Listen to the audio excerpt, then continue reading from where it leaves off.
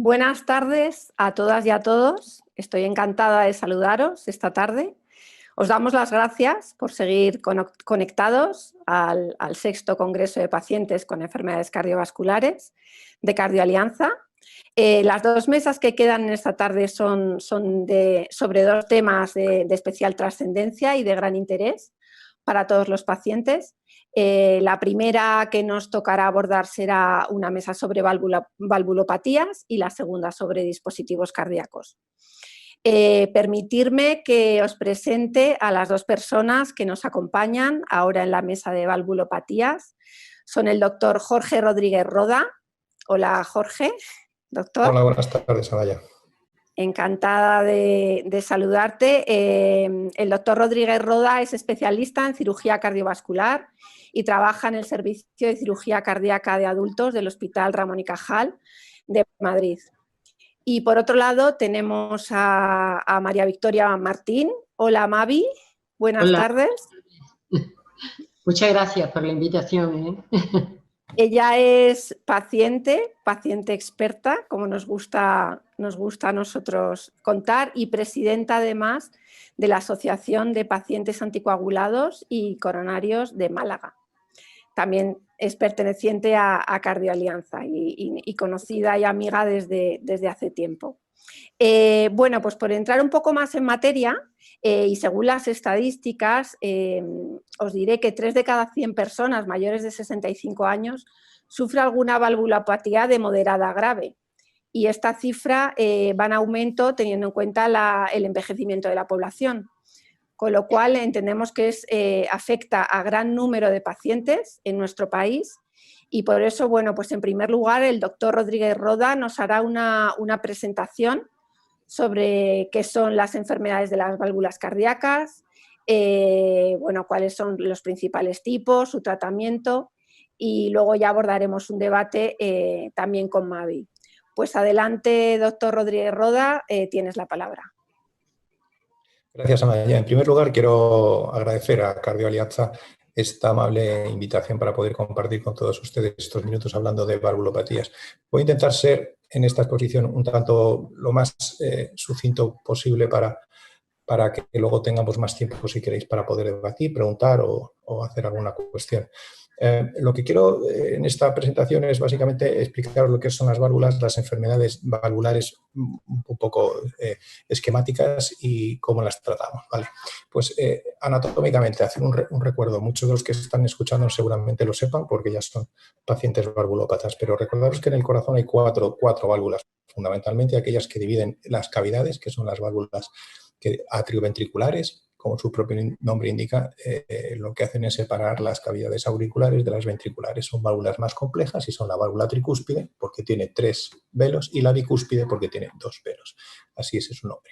Y luego están las válvulas sigmoideas, que son aquellas que separan las cavidades ventriculares de las arterias principales y se denominan válvula aórtica y válvula pulmonar. ¿Y cuáles son la función de una válvula? Pues tiene dos. Una, principalmente, que es que la sangre dentro del corazón lleve una determinada dirección y no vuelva hacia atrás, hacia la cavidad de donde viene. Y en la segunda es que haga esta función sin producir ningún tipo de estenosis, ningún tipo de resistencia al paso de la sangre. Estas son la principal función de las válvulas cardíacas. ¿Y cuáles son las enfermedades valvulares? Pues cuando una válvula pierde su función, vamos a encontrar 2 escenarios diferentes. Uno, que es cuando no cierra bien. Cuando no se cierra bien se denomina insuficiencia. Y esto va a producir que parte de la sangre que viene de una cavidad, al cerrarse la válvula de forma incompetente, va a producir que parte de la sangre que ha pasado vuelva otra vez, regurgite a la cavidad de donde ha venido. ¿De acuerdo? ¿Cuáles son las causas más importantes de la insuficiencia valvular? Pues fundamentalmente la enfermedad fibrolástica, que produce lo que muchos a lo mejor habéis oído, que se llaman prolapsos. En el caso de la válvula mitral, como tenéis aquí en la diapositiva, es una válvula un poco más compleja porque está formada como por 2 paracaídas. En el momento en que alguna de las cuerdas se rompe o se elonga porque crece demasiado, pues se produce una falta de coaptación de la válvula y produce un agujero. Ese agujero lo que produce es una regurgitación. La otra causa más importante que fue endémica en nuestro país fue la fiebre reumática, que afortunadamente ahora solo la vemos en pacientes extranjeros procedentes de Sudamérica y del Magreb, que, como sabéis, la fiebre reumática producía entre otras cosas, una inflamación general del corazón y que al cabo de la cuarta o quinta década de la infección pues acaba dando las típicas señales o típicas consecuencias en las válvulas. Las infecciones que dentro del corazón se denominan endocarditis, algunas enfermedades del colágeno, como son el síndrome de Marfan, que alguno de vosotros conocéis, incluso alguno padecéis, o el Ehlers-Danlos y algunas otras, para no entrar en más. Y por último, las causas traumáticas. Son poco frecuentes, pero en ocasiones traumatismos cerrados importantes, sobre todo en accidentes de tráfico o precipitaciones, pueden producir una rotura de alguna parte de la válvula, o bien las producidas por los propios médicos mediante la manipulación de catéteres dentro del corazón. Podemos llegar incluso a manipular y llegar a romper alguna válvula. ¿Cuáles son las consecuencias? Pues mira, como si veis en este vídeo que tengo aquí, es un ecodoppler y en el que veis esas llamaradas blancas que van hacia atrás. Bueno, pues simplemente son los chorros de insuficiencia, en este caso doble insuficiencia, que es la válvula mitral y la válvula tricúspide, que separan tanto las aurículas como los ventrículos, ¿eh? Y esas son las llamaradas y esos son los chorros de sangre que vuelven, ¿de acuerdo? Y este es el ecodoppler, que es la manera más sencilla de ver y valorar una valvulopatía. ¿Cuáles son las consecuencias de la insuficiencia? Pues que se va a producir una sobrecarga de volumen de sangre en aquella cavidad que recibe ese volumen extra. Como el corazón es un músculo, lo que va a producir con el tiempo es que esas cavidades se van a ir dilatando como mecanismo de compensación. Y luego ya tiene una serie de consecuencias más tardías, como es la hipertensión pulmonar, que es ese circuito, el circuito menor que hemos estudiado todos, ¿no? Que va desde el corazón al pulmón y del pulmón al corazón. Y por último, las arritmias. La más frecuente en caso de las insuficiencias es la fibrilación auricular.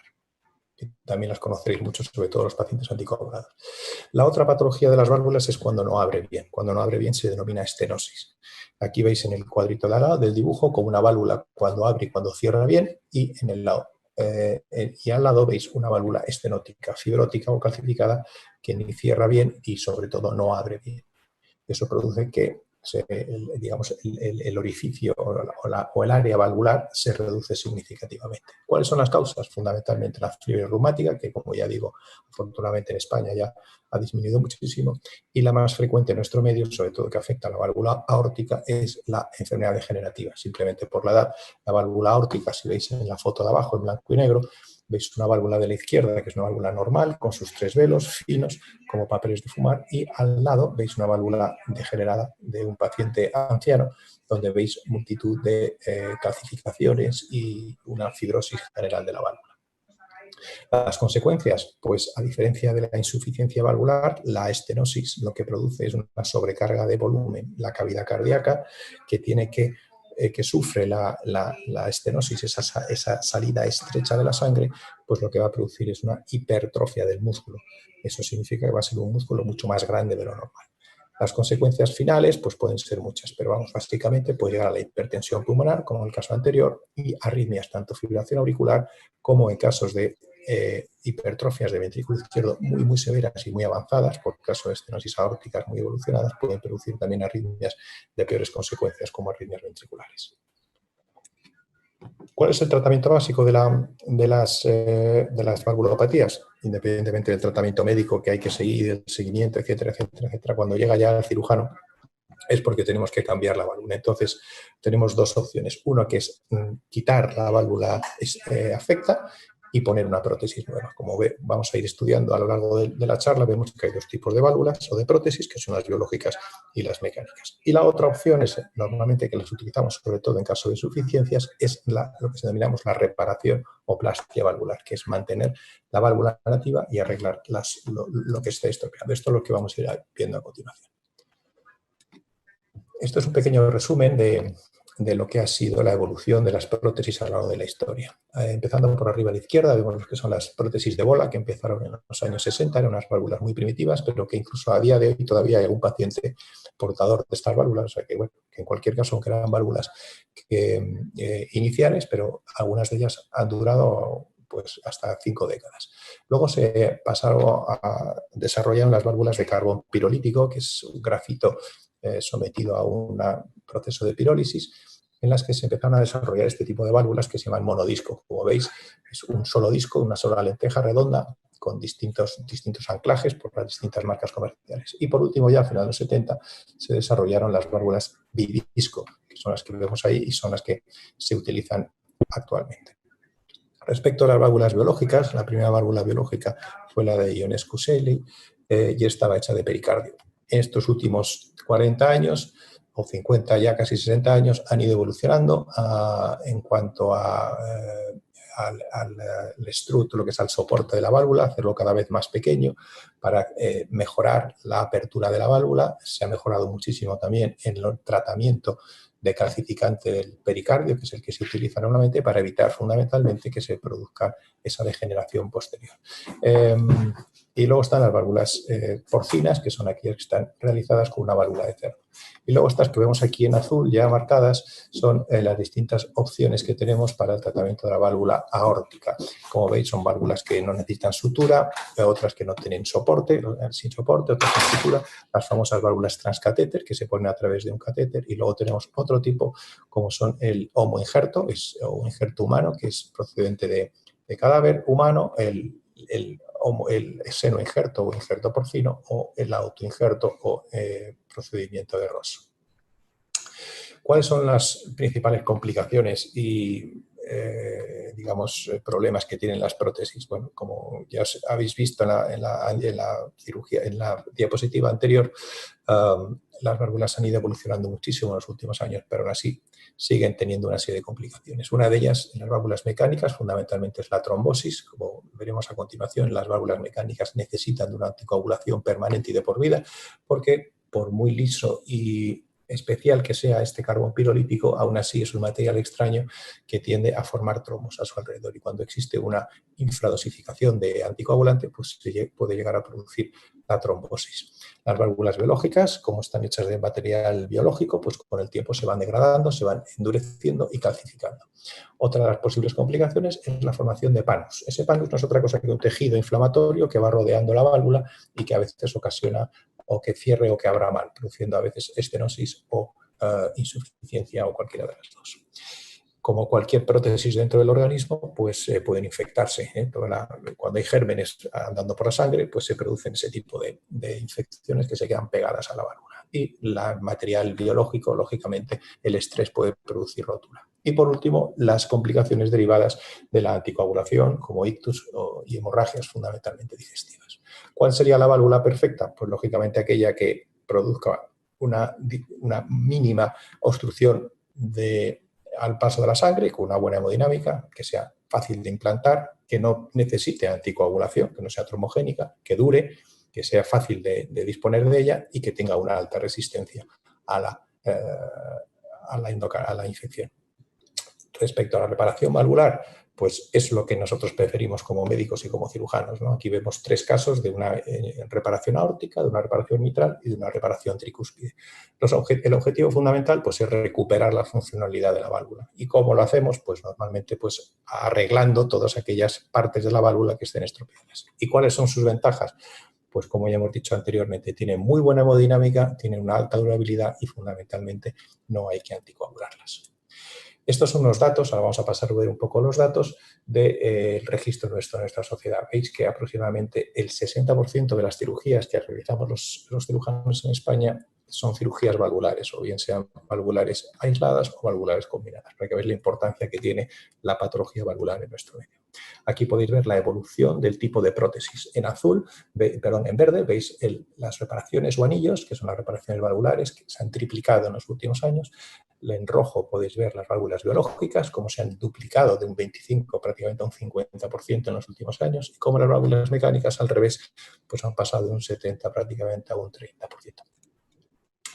¿Qué pasa con la diferencia entre las biológicas y las mecánicas? Bueno, pues más datos. Tampoco quiero aburriros porque hay cientos y miles de estudios, pero simplemente poneros un caso ejemplo, ¿no? Pacientes entre 50 y 70 años y se valoran o se comparan cómo van unos y otros, ¿no? Pues lo que se ve es que respecto al ictus, que es el stroke, respecto a los accidentes cerebrovasculares, tanto las bioprótesis como las prótesis mecánicas tienen la misma incidencia, da igual. Pero en cambio, en el tema de la reoperación, o sea, reoperación significa que tenemos que operar otra vez a cambiar esa válvula, veis que las bioprótesis tienen una incidencia muchísimo mayor que las mecánicas. Y, por otro lado, respecto a los problemas hemorrágicos mayores, veis que son las válvulas mecánicas las que tienen muchísimo más incidencia que las prótesis biológicas. ¿Esto qué consecuencia tiene? Bueno, pues que en este nicho de enfermos o de pacientes entre 50 y 70 años aproximadamente, vemos que la supervivencia a 15 años es prácticamente la misma. Aquí podemos ver otra gráfica en la que veis la diferencia entre las complicaciones de las bioprótesis. Veis las curvas, digamos, las barras en blanco son la degeneración de la válvula, cosa que en las válvulas mecánicas no ocurre, pero en cambio en las válvulas mecánicas veis como los problemas hemorrágicos y tromboembólicos son muy superiores a las bioprótesis. Como resumen respecto a esto, pues veis que las válvulas mecánicas tienen como factores favorables que duran mucho más que una prótesis biológica y que tienen muy buena hemodinámica. Todo lo contrario, a diferencia de las válvulas biológicas, que quizá tengan un poquito de menor hemodinámica, es decir, que a veces producen gradientes más altos, sobre todo en tamaños pequeños, y fundamentalmente la durabilidad. Y luego veis que tanto la hemorragia como la anticoagulación pues están invertidas en unas y en otras. Respecto a la mortalidad a largo plazo y la infección, pues prácticamente las dos nos van a dar resultados muy similares. Aquí os quiero poner un vídeo, dura simplemente un minuto, porque nosotros como cirujanos estamos siempre realmente interesados en la mejora de los pacientes. Estos son los nuevos tratamientos que hacemos con las válvulas mediante mini incisión. Veis que las incisiones son muy pequeñas para recambiar una válvula mitral. En este caso veis que la incisión es muy pequeña. En este caso es una válvula aórtica. Veis que la incisión es como pues la cuarta parte de lo que se realiza normalmente. Estos son varios casos de sustitución valvular aórtica en distintos pacientes. Sobre todo en pacientes pues, de determinadas características, este tipo de incisión pues, mejoran muchísimo la calidad y la estancia del paciente. Aquí también, no solo para válvulas, sino también para cirugía de bypass coronario. Este es el caso de un cierre de una FIA, que es una comunicación intraauricular, y para la extracción de la vena, que utilizamos también para la realización de bypasses, pues hacemos la cirugía mini-invasiva, que tanto nos importa la comodidad y sobre todo también la estancia, ¿no? Porque esto disminuye mucho no solo la comodidad del paciente, sino disminuye también la estancia en el paciente. Yo, por último, simplemente deciros que nosotros como cirujanos, como médicos, tenemos que estar en perfecta sintonía con aquel médico especialista que nos remite el paciente, que en nuestro caso siempre es el cardiólogo, y evidentemente con el paciente, al cual le tenemos que informar de todas estas cosas y que sea siempre que el paciente quiera y pueda, pues evidentemente elegir cuál es el mejor tratamiento para su patología. Y nada más, muchas gracias. Muchas gracias, doctor Rodríguez Roda. La verdad es que ha sido una ponencia súper didáctica y súper interesante, con un montón de datos y, bueno, al menos para mí ha sido muy esclarecedora. Y este último dibujo y esquema pues nos encanta, ¿no? Que se pone ahí además al paciente en el centro, con el cardiólogo y el cirujano a los lados. Bueno, y ahora pasaríamos a un diálogo a través de una serie de preguntas. Luego también habrá posibilidad de haceros algunas preguntas que están haciendo los asistentes al congreso. Y en primer lugar me gustaría preguntaros si creéis que existe actualmente un buen diagnóstico en la enfermedad valvular. Quizá Mavi nos puede contar un poco cómo fue su diagnóstico de hace tiempo y un poco contarnos también pues, su trayectoria en esto de la valvulopatía. Adelante, Mavi. Bueno, pues yo tengo 2 operaciones. Una me la hice con 40 años, estoy mala, o sea, tengo una cardiopatía desde los 7 años por un tema de reuma, y entonces hasta los 46 años no me tuvieron que intervenir. Después, posteriormente, sí me han tenido que intervenir otra vez. Tengo válvula mecánica y realmente yo al principio, o sea, lo que fue la primera operación, no tuve ningún incidente, simplemente que el sintrón, por ejemplo, mi organismo no lo asimilaba muy bien y sí tuve, bueno, pues que ir trabajando hasta que por fin me tuvieron que cambiar a warfarina. pero después yo he podido hacer mi vida completamente normal, o sea, yo seguí trabajando y no tuve que simplemente, bueno, pues hacerme una revisión anual y no tuve ninguna incidencia. Luego ya sí, posteriormente, pues tuve un LIV y eso hizo que ya me tuviese que intervenir por segunda vez. Esta segunda vez yo he ido, realmente fui muy tranquila a la operación, pero claro, no fue exactamente igual que la primera, porque yo, por ejemplo, en la primera no me quedé con fibrilación, solamente el problema que tuve fue el sintrón, el del anticoagulante, que yo necesitaba una cantidad muy elevada de anticoagulante y los hematólogos, pues, al principio no lo asimilaban. Pero fue eso único. La segunda sí, después de la operación, y a través de ese flúter me tuvieron que hacer 4 cardioversiones y a última hora lo único que tuvieron que hacer, bueno, pues ponerme un marcapasos para que pudiera vivir más tranquilamente. Muy bien, no sé si tenemos algún problema técnico porque te hemos dejado de ver, Mavi, pero bueno, te hemos escuchado igualmente, no te preocupes. La siguiente pregunta que me gustaría preguntaros es si creéis que los pacientes cuentan con toda la información para vivir con una valvulopatía. ¿Creéis que ayuda el hecho de ponerse en contacto con otros pacientes, de compartir esas experiencias, quizás previamente a la intervención o posteriormente o durante el proceso del diagnóstico?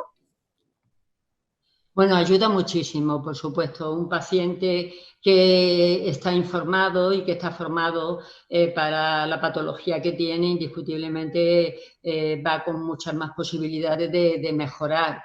No es lo mismo entrar en un quirófano sin saber qué es lo que te va a pasar, con mucho miedo y diciendo, bueno, pues es una operación muy fuerte y yo aquí casi no salgo, a poder entrar en una intervención quirúrgica sabiendo bueno, que es una operación que realmente es seria, pero que eso te puede ayudar a mejorar tu vida. Entonces, bueno, pues lo que tienes que hacer es tener una actitud positiva y saber que eso te va a ayudar para luego poder vivir mucho mejor, con mucha más calidad de vida. Perfecto. Indiscutiblemente el que vaya informado es primordial. Perfecto, Mavi, muchas gracias. Nos preguntan, doctor, si la cirugía, has hecho referencia a la cirugía mínimamente invasiva y nos preguntan si sería aplicable a cualquier paciente con enfermedad valvular. Bueno, en principio la cirugía mini-invasiva hay que individualizarla. Cada paciente es un mundo y no es lo mismo un paciente de primera cirugía que de segunda. Si hay que hacer 1 o 2 válvulas, si hay que hacer un procedimiento además de la válvula, un bypass o un procedimiento de fibración auricular. Por lo tanto, como norma general, podemos decir que la cirugía de mini-invasión hay que individualizarla en cada paciente. Digamos, no se puede generalizar. Desgraciadamente no es para todo el mundo. Muy bien. También nos preguntan si, pese al tratamiento de la enfermedad valvular, no se consigue una buena calidad de vida. ¿Serían estos pacientes candidatos a trasplante? ¿Cómo se valora esta decisión? Hombre, el trasplante, digamos que es como uno de los últimos escalones terapéuticos que tenemos en caso de todas las enfermedades cardiovasculares, o en este caso cardíacas. Es raro que de primeras, en una cirugía de primeras, lo que hacemos siempre nosotros los cirujanos es establecer un criterio de riesgo a través de la edad y de los factores de riesgo que presenta el paciente y de sus características. A base de unas tablas podemos averiguar o saber qué porcentaje de complicaciones o de morbimortalidad puede tener el paciente. Más que nada, sobre todo, para que el paciente sepa si es una cirugía de bajo riesgo. Cuando hablamos de una cirugía de bajo riesgo, estamos hablando a veces de un 1 o 2% de morbimortalidad, o sea que son casos muy bajos. O cuando hablamos de una cirugía ya de muy alto riesgo, estamos a lo mejor hablando de un 10, un 15% de morbimortalidad. Nosotros los cirujanos siempre tenemos ese concepto, ¿no? Y en todos los hospitales grandes actualmente, pues tenemos siempre el por si acaso, ¿no? Porque claro, desgraciadamente no podemos garantizar nunca que una cirugía vaya a ir bien y en algunos casos, incluso cirugías de bajo riesgo, pues ya le digo que de forma excepcional, pero algunas se puede complicar por las razones que sean y que, bueno, pues el corazón falle y necesite o una terapia especial. En este caso siempre contamos con colchones, que son unas máquinas de extracorpóreas que hacen como de corazón o de corazón pulmonar artificial, que pueden durar, se pueden implantar y dejarlas puestas durante varios días, incluso semanas, para ver si recupera ese corazón. Y en último término, cuando en estos casos pues no recupera, siempre quedaría la opción del trasplante. O en casos en los que eso es cierto, que hay casos ya muy desesperados, porque son casos pacientes que están ya muy pasados o que tienen muchas cirugías o que han llegado muy tarde a la cirugía, aunque eso la verdad es que cada vez es más raro, pero a veces ocurre. Pero es verdad que bueno, primero se hace la opción de la cirugía y en el caso de que no vaya bien, pues a veces al cabo de los meses o al cabo de los pocos años requieren un trasplante cardíaco, pues porque el corazón simplemente ha llegado ya a su fin. Muy bien. Esta pregunta me gustaría que la contestarais los dos. Y es en estos riesgos que puede haber después de la cirugía, ¿no? Riesgo trombótico, infecciones, etcétera. ¿Qué papel creéis que puede tener el paciente en controlar estos riesgos? O sea, ¿hasta dónde puede llevar el papel del paciente este control, ¿no? Mavi. Bueno, el papel del paciente aquí es importantísimo, o sea, si es un paciente, como hemos dicho anteriormente, que está formado y que, como el doctor ha dicho también, si no lleva una prótesis orgánica, que la lleva mecánica y tiene que llevar pues un tratamiento con el anticoagulante, por lógica ese paciente se va a preocupar de que su tratamiento pues no tenga altibajos y seguir su vida normal. Es importantísimo el tener una rehabilitación bastante buena, que siga, bueno, pues andando desde el principio, que si está trabajando, pues cuando termine un periodo de 2 o 3 meses, que se recupere, puede continuar trabajando. Lo que nunca puede hacer un paciente es decir, yo me he operado del corazón y ya no puedo hacer más y me siento. O sea, mientras más actividad tenga un paciente, yo creo que mejor calidad de vida va a tener. Muy bien. Sí, respecto a esto, yo creo que el papel del paciente es imprescindible. Nosotros lo que intentamos continuamente es que, primero, que el paciente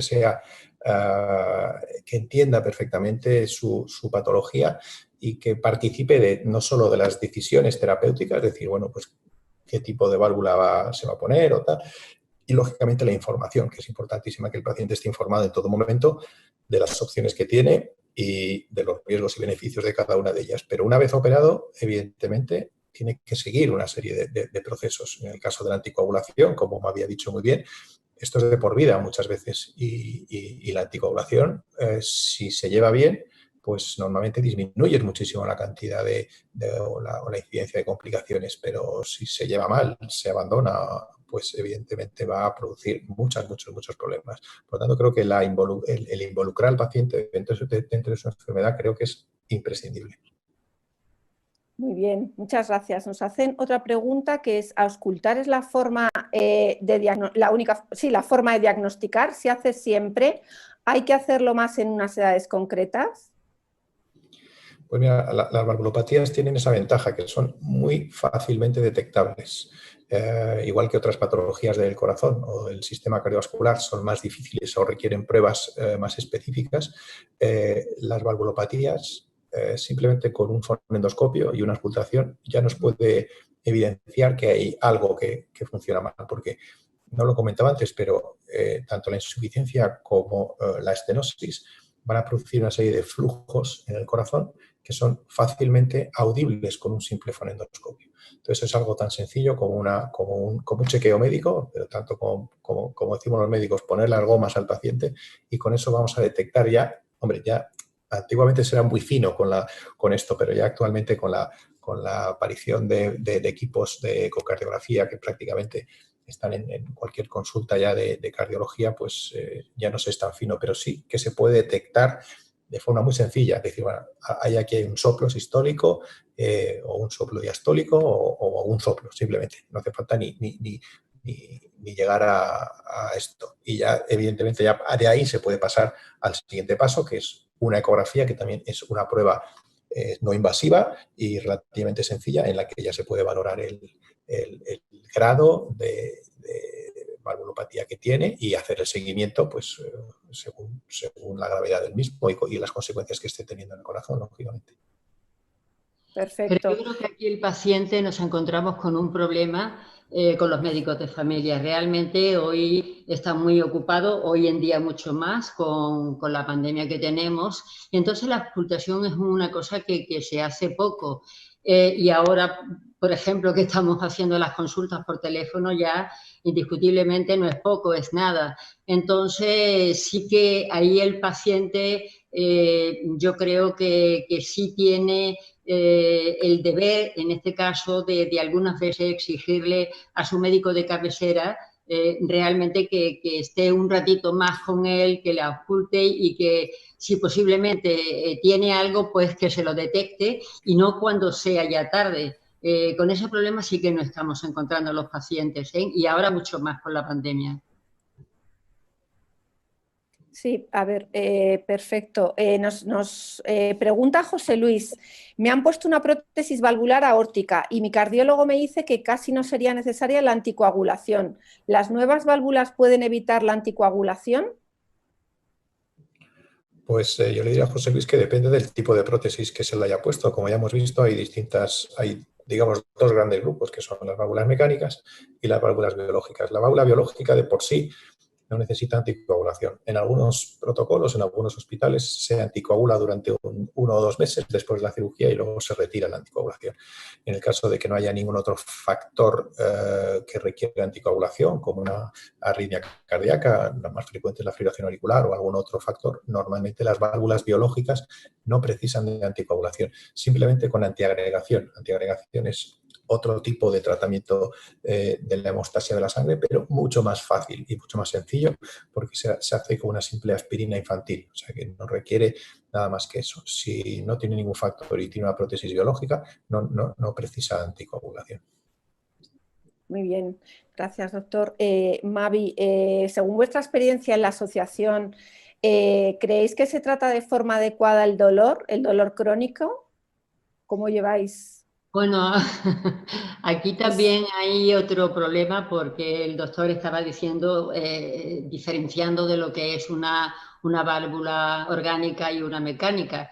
Entonces, los pacientes que tenemos una prótesis mecánica, indiscutiblemente tenemos que tomar lo que es el Synthron o la warfarina, y eso, bueno, pues conlleva muchos riesgos, muchos problemas, porque tenemos que tener mucho cuidado con lo que es la alimentación, con lo que es incluso, bueno, pues cuando tenemos cualquier otra enfermedad, la medicación que podemos tomar, pero sí que pueden llevar una vida, si saben perfectamente qué es lo que hacemos nosotros, formarle e informarle, pueden llevar una vida normal, o sea que lo mismo se pueden poner una medicación. Lo que pasa es que quizás el profesional, cuando tú vas con un dolor muy fuerte, te dice no puedes tomar tal medicación porque estás anticoagulada. Vamos a ver, yo creo que sí se puede tomar. Lo que pasa es que la persona que está anticoagulada sabe que si se toma, por ejemplo, un antibiótico, pues le puede subir el INR y entonces sí que tiene que estar, bueno, pues a los 3 días de comenzar el tratamiento, ir para hacerse un control y si está autocontrolado, pues por supuesto hacérselo él. Pero lo que no podemos es morirnos de dolor porque estamos anticoaguladas, o sea, tenemos que tomar el tratamiento que nos haga falta en ese momento, simplemente que si estamos anticoaguladas, pues vamos a tener mucha mayor atención, vamos a prestar mucha mayor atención para no tener un INR que nos pueda causar algún problema. Pero claro que podemos tomar la medicación que sea. Imagínate que si tuviésemos, bueno, pues un cáncer, por ejemplo, diría, bueno, pues como estás anticoagulada o como tiene una patología coronaria, no te podemos ponernos. Y se puede poner toda la medicación. Muy bien, gracias, Mavi. Nos preguntan cómo podemos explicar a un paciente cómo va a ser el proceso de cirugía. Doctor, a lo mejor bueno, es complejo. sí, porque bueno, todo depende del grado de interés que muestre el paciente, ¿no? Hay muchos pacientes que, como es lógico, sienten cierto temor a enfrentarse a una cirugía y sobre todo una cirugía de corazón, que aunque ya le digo, los resultados se han modificado muchísimo y prácticamente los riesgos han bajado muchísimo. Hay pacientes que te preguntan mucho sobre detalles de cómo va a hacer, cómo no va a hacer, cómo se cose la válvula, cómo no se cose o qué tipo de cirugía va a hacer. O sea, que eso depende mucho de cada paciente. Nosotros intentamos dar una visión global en la consulta sobre lo que le vamos a realizar. Y ya te digo yo que la mayoría de ellos no quieren entrar mucho en detalles, pero sí podemos dar los detalles que el paciente hasta donde él quiera llegar en general. Y aparte que a veces agradecemos que el paciente pregunte y esté interesado por su cirugía. Nos gusta, yo creo que a los cirujanos nos gusta también que el paciente sepa algo o por lo menos le podamos quitar ciertos mitos o ciertas dudas, ¿no? De cuando dice, no, es que el corazón, yo creía que me sacaban el corazón, lo arreglaban y luego lo volvían a poner. Sí. Bueno, a día de hoy solo se saca el corazón cuando se cambia y se pone otro, en el caso del trasplante. Normalmente para operar una válvula no hace falta, no hay que sacar el corazón de nada, simplemente dejarlo en su sitio. Es verdad que hay que pararlo, eso sí es cierto, en la mayoría de los casos, no siempre, pero actualmente con las nuevas terapias que hay de implante de válvula transcatéter que está seleccionada para determinados pacientes, ya también les digo que no es para todo el mundo, a veces no hace falta, pero por lo general lo que hacemos es parar el motor, por decirlo de alguna manera, porque es difícil trabajar con el motor encendido, paramos el motor, conectamos al paciente a una máquina que se llama máquina de circulación extracorpórea, que hace de corazón y de pulmón a la vez para que podamos trabajar sin sangre dentro del corazón y con el corazón parado. Eso sí, pero no lo sacamos fuera. Y bueno, ya te digo que depende del interés de cada paciente, pues ahondamos un poquito más, un poquito menos en el procedimiento. Muy bien. Has comentado antes con la cirugía mínimamente invasiva que dependía mucho de cada paciente y tal, y esta pregunta también yo creo que va a determinar eso, ¿no? Pero ¿qué es lo que determina que se implante una válvula mecánica o una biológica? ¿Quién lo decide o de qué depende? Pues mira, como norma general, pero esto es una norma general, en pacientes jóvenes que van a tener una sobrevida muy alta, estamos hablando de un paciente a lo mejor de 30, 40 o 20 años, que se supone que va a vivir 50 o 60 años con la válvula, pues lo lógico, así como norma general, tender hacia las válvulas mecánicas, porque las opciones o las posibilidades de que se tenga que reoperar de nuevo son muy bajitas. Esa válvula en sí, la válvula nunca se va a estropear. Sí puede pasar que con el tiempo de una mala anticoagulación se trombose, sí puede pasar que se infecte, mala suerte. Puede pasar, como le pasó a Mavi, que los tejidos de alrededor donde esté cosida van sufriendo estrés durante el tiempo y se produzca un leak, o sea, se vayan rompiendo, no la válvula en sí, sino donde está cosida la válvula y se forme, digamos, una pequeña discencia, o sea, o bien pues que se infecten, como ya he comentado. En pacientes mayores, ya se tiene, cuando hablamos de mayores de entre 65 y 70 años, se tiende más a la válvula biológica, porque en pacientes mayores, si necesitan anticoagulación, pueden tener mayor riesgo de problemas hemorrágicos por la anticoagulación, como norma general. Pero luego hay pacientes que cada uno, nosotros lo que hacemos es informar al paciente. Mira, estas son las dos válvulas, que las dos son muy buenas opciones, pero cada una tiene sus características. El problema de la válvula mecánica es que tienes que estar anticoagulado. Y a día de hoy, pues no ha habido grandes cambios, desgraciadamente, en la anticoagulación. El Synthron es un fármaco que se introdujo para la anticoagulación hace 40 o 50 años y no ha vuelto a cambiarse. Ha habido unos nuevos, es verdad que hay unos nuevos anticoagulantes ahora, pero que no son válidos, no están validados para las prótesis. Por lo tanto, llevamos muchos años con el Synthron, que a lo mejor algún día, oye, pues alguien saca un fármaco mucho más llevadero y con menos complicaciones. Hay pacientes que hacen deportes de riesgo, son pacientes jóvenes, pero hacen deportes de riesgo, entonces el estar anticoagulado pues es un problema. O hay pacientes que viajan mucho durante mucho tiempo a zonas donde es difícil o imposible hacer un buen control de la anticoagulación, pues eligen una válvula biológica.